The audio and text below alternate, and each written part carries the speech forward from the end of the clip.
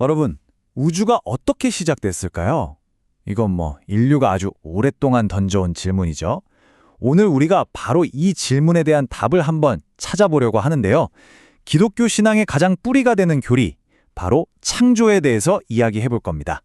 조금 어려울 수도 있는 주제지만 저와 함께 하나씩 차근차근 살펴보시죠. 자, 오늘은 이렇게 5가지 순서로 진행할 거예요. 먼저 하나님의 큰 그림, 그 영원한 계획에서 시작해서요. 창조가 뭔지, 어떻게 하셨는지 살펴볼 거고요. 마지막으로는 이 모든 게 우리랑 무슨 상관이 있는지 그 목적과 의미까지 깊이 들어가 보겠습니다. 이렇게 따라오시면 창조에 대한 그림이 머릿속에 선명하게 그려지실 겁니다. 자, 그럼 바로 첫 번째 주제로 넘어가 볼까요? 네, 첫 번째 섹션입니다. 보통 우리가 창조하면 와, 어떻게 만드셨을까? 이걸 먼저 궁금해하잖아요. 근데 사실 그것보다 더 중요한 질문이 있어요. 바로 왜입니다. 왜 이 모든 것이 시작되었을까? 그 답은 바로 모든 것의 시작점, 하나님의 변치 않는 계획에서부터 찾을 수 있습니다. 여기서 우리는 아주 근본적인 질문과 마주하게 됩니다. 하나님은 자신의 작정, 그러니까 그 계획을 어떻게 실행하실까? 이 질문이 중요한 이유는요. 창조가 그냥 어쩌다 일어난 일이 아니라 하나님의 분명한 의도와 계획이 실행된 결과라는 걸 딱 짚어주기 때문이에요. 네, 바로 이거예요. 성경에서 말하는 창조는요, 무슨 빅뱅처럼 우연히 꽝 하고 터진 게 아니라는 거죠. 무작위로 일어난 사건이 절대 아니고요. 하나님의 영원하고 변치 않는 계획, 그 작정을 창조와 섭리라는 2가지를 통해 실행하신 결과물이라는 겁니다. 그러니까 이미 영원 전부터 완벽한 청사진이 있었고 그걸 그대로 이루신 거죠. 자, 그렇다면 우리가 계속 말하고 있는 이 창조라는 단어, 정확히 무슨 뜻일까요? 이제 창조의 핵심 개념으로 한번 들어가 보겠습니다. 이 단어의 의미를 제대로 아는 게 우리 믿음의 기초를 다지는데 정말 중요합니다. 조금 더 구체적으로 파고들어 볼까요?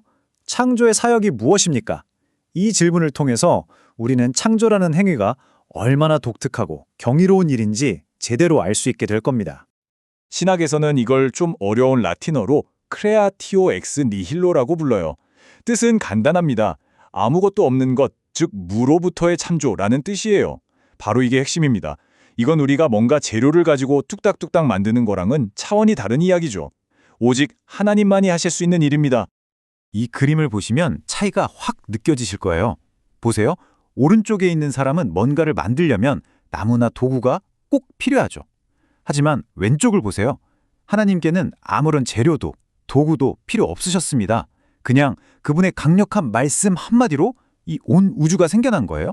정말 대단하지 않나요? 근데 이 교리가 왜 그렇게 중요할까요? 만약에 말이죠. 세상의 어떤 것이라도 하나님과 상관없이 원래부터 존재했다면 하나님은 온 우주의 주인이 아니게 되겠죠.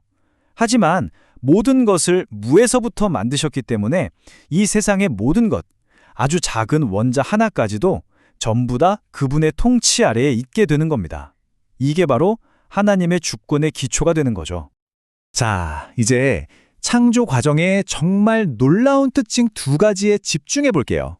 첫 번째는 하나님이 사용하신 방법이고요. 2번째는 그 결과물, 즉 이 세상의 원래 상태입니다. 이 2가지를 알면 하나님의 성품을 더 깊이 이해할 수 있게 돼요. 하나님이 창조하실 때 쓰신 도구는 바로 말씀이었습니다. 한번 상상해 보세요. 그 말씀에 담긴 힘이 얼마나 엄청났을지. 없던 걸 있게 만드는 능력. 이건 마치 예수님께서 말씀 한마디로 성난 파도를 잠잠하게 하셨던 것과 똑같은 권능이에요. 그리고 그 말씀으로 만들어진 결과물은 어땠을까요? 한마디로 완벽함 그 자체였습니다. 성경은 하나님께서 만드신 모든 것을 보시고 심히 좋았더라라고 하셨다고 기록해요. 여기서 좋았다는 건 그냥 이만하면 됐어 이 정도가 아니라 모든 게 제자리에 있고 완벽한 조화를 이루는 상태, 하나님의 선하신 의도가 그대로 담긴 흠없는 상태를 말하는 겁니다. 그러면 이런 질문이 생기죠. 아니, 세상이 그렇게 완벽했다면서 왜 지금은 이렇게 아프고 힘들죠? 성경은 그 이유를 분명히 알려줍니다.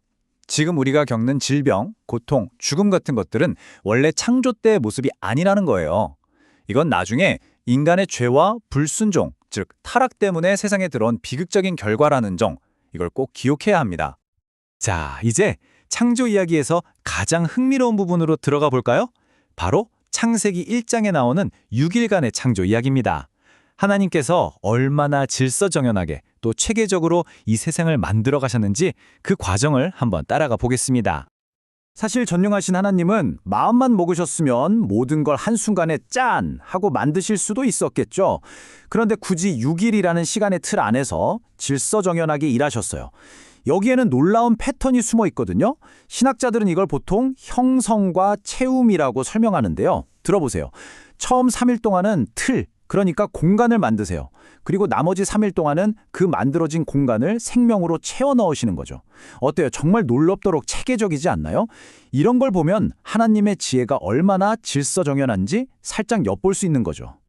지금까지 우리는 창조의 방법과 과정, 그러니까 어떻게에 대해서 주로 살펴봤어요. 이제 가장 중요한 질문으로 넘어갈 시간입니다. 바로 왜? 라는 질문이죠.